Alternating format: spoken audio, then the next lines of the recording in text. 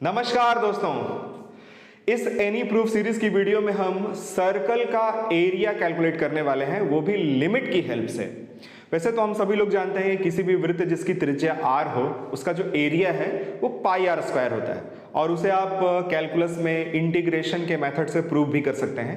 पर यहां हम लोग सर्कल का एरिया कैलकुलेट करेंगे दूसरे स्टाइल में, लिमिट की हेल्प से। तो देखिए, हो सके तो एक पेन कॉपी लेके आप चाहे तो नोट्स भी बना सकते हैं। ये एक सर्कल है, इसकी रेडियस मान ली जाए r। इसका पूरा एरिया कैलकुलेट करने के लिए पहले इसमें एक ट्रायंगल की रचना करते हैं, ट्रायंगल ओ ए बी।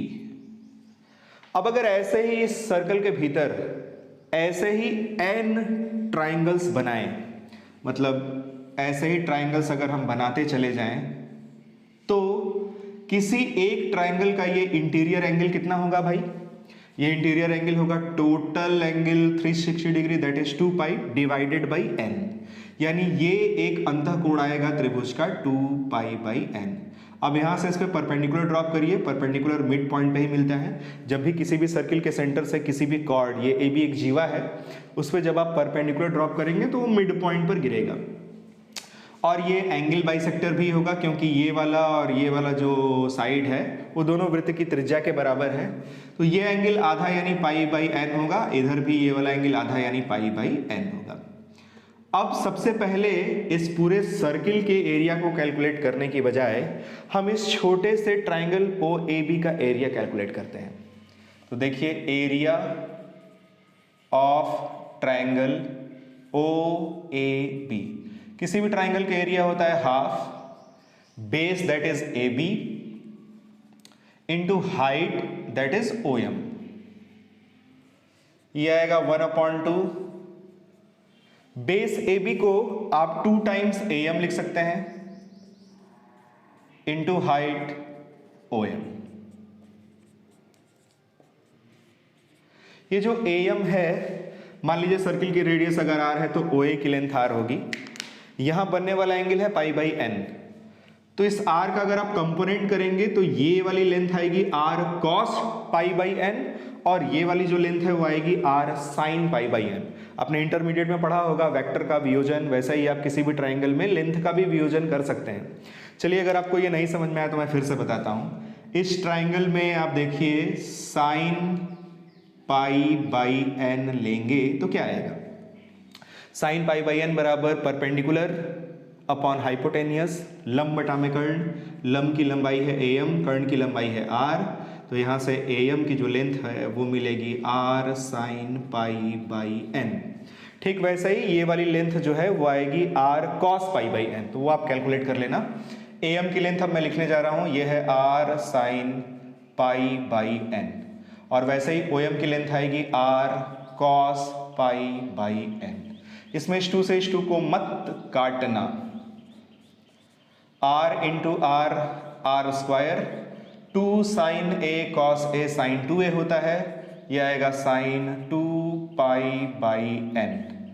चाहे तो इसमें आप अंश और हर में पाई से मल्टीप्लाई कर सकते हैं, तो यह आ जाएगा pi r square divided by 2 pi into sine 2 pi by n. अब बहुत ही ध्यान से देखिए, अभी यहाँ लिमिट का कोई कंसेप्ट यूज नहीं हुआ है, अभी तो हमने सिर्फ इस ट्राइंगल का एरिया निकाला है। ट्राइंगल का एरिया मतलब हम लोगों ने ये एरिया देखिए कैलकुलेट किया है। अब अगर इस एरिया में हम n से मल्टीप्लाई कर दें तो हमें इसके जैसे जितने भी हम लोगों ने n ट्राइंगल्स कंस्ट्रक्ट किए थे सबका इस तरह से एरिया मिल जाएगा। तो यहां से एरिया ऑफ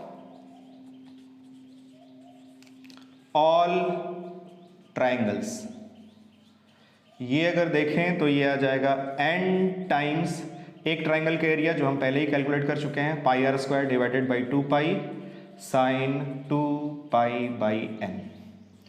इसमें अगर आप n को नीचे भेजेंगे तो ये 2 पाई बाई n हो जाएगा, और इसको थोड़ा सा ऐसे लिख देते हैं, pi r square into sine 2 pi by n divided by 2 pi by n। अब बहुत ही ध्यान से सुनिए, क्या ये जो सारे त्रिभुजों के क्षेत्रफल हमने कैलकुलेट किया है, क्या ये सर्कल के क्षेत्रफल के बराबर होगा? बिल्कुल नहीं, क्योंकि आप बहुत ही ध्यान से, आई होप आपने देखा होगा कि ये जो एरिया है ये छूट जा रहा है। सारे ट्राइंगल्स के एरिया का अगर हम सम करें तो ये एरिया, ये वाला एरिया और ये वाला एरिया एक्सक्लूड हो जा रहा है, छूट जा रहा है। इसका मतलब इन सारे त्रिभुजों के क्षेत्रफल का जो योग है वो कभी भी त्रिभुज के क्षेत्रफल के बराबर नहीं होगा। इनफैक्ट सारे त्रिभुजों के क्षेत्रफल का जो योग है वो त्रिभुज के क्षेत्रफल से कम होगा। अब यहीं पे आपको इंपॉर्टेंट चीज समझनी है। अगर मान लीजिए आपने इसमें सपोज 10 ट्राइंगल्स बनाए थे, बहुत सारा एरिया छूट गया। अब अगर इसमें आप ट्राइंगल्स की संख्या बढ़ाएंगे, 10 की बजाय अगर इसमें 100 ट्राइंगल्स हम जनरेट करें तो अब की बार जो ट्राइंगल्स बनेगा वो छोटा छोटा होगा। तो आप देख सकते हैं कि ये वाला जो एरिया पहले छूट जा रहा था वो बहुत ही ज्यादा मिनिमाइज हो गया है। अब अगर इसमें हम 1000 ट्राइंगल्स बना दें, 2000 ट्राइंगल्स बनाएं, तो जैसे जैसे ट्राइंगल्स की संख्या बढ़ेगी वैसे वैसे ये वाला एरिया जो हमसे पहले छूट जा रहा था वो कम होता चला जाएगा और हमारा जो एरिया है वो सर्किल के एरिया के और इक्वल होता चला जाएगा, उसके नजदीक पहुंचेगा। यानी हमारे एरिया का जो कैलकुलेशन है वो और एक्यूरेट होता चला जाएगा। तो अब इंपॉर्टेंट पॉइंट यही है, अगर इसमें नंबर ऑफ ट्राइंगल्स यानी जो n है इसको हम 10 टू इनफाइनाइट कर दें तो ये जो एरिया है वो टेंड्स टू 0 हो जाएगा और हमारे इन सभी त्रिभुजों के क्षेत्रफल का जो योग है वो वृत्त के क्षेत्रफल के बराबर हो जाएगा। तो ये है इसमें लिमिट का कंसेप्ट, यानी हमें इस वृत्त का क्षेत्रफल कैलकुलेट करने के लिए इसी पर्टिकुलर क्वांटिटी का लिमिट लेना चाहिए और लिमिट में limit n tends to infinite use करना चाहिए। So now we can write area of circle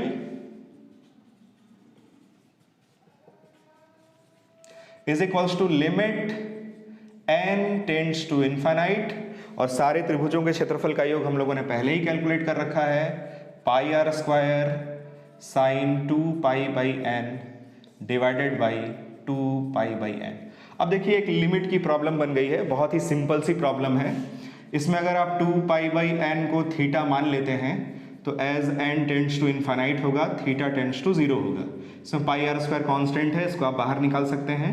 अब इस सब्स्टिट्यूशन को अगर इस लिमिट में हम यूज करें तो ये आएगा limit theta tends to 0 sine theta divided by theta, और ये हम सभी लोग जानते हैं इसकी वैल्यू होती है 1, और यहां से हमें वृत्त का क्षेत्रफल मिलता है पाई आर स्क्वायर।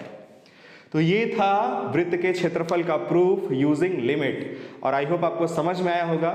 अब कमेंट में आप बताइए कि आप और मैथमेटिक्स के किस फॉर्मूले का प्रूफ हमसे चाहते हैं, तो कमेंट जरूर करिएगा। और मेरे चैनल को तो आपने बिना बोले सब्सक्राइब कर ही लिया होगा।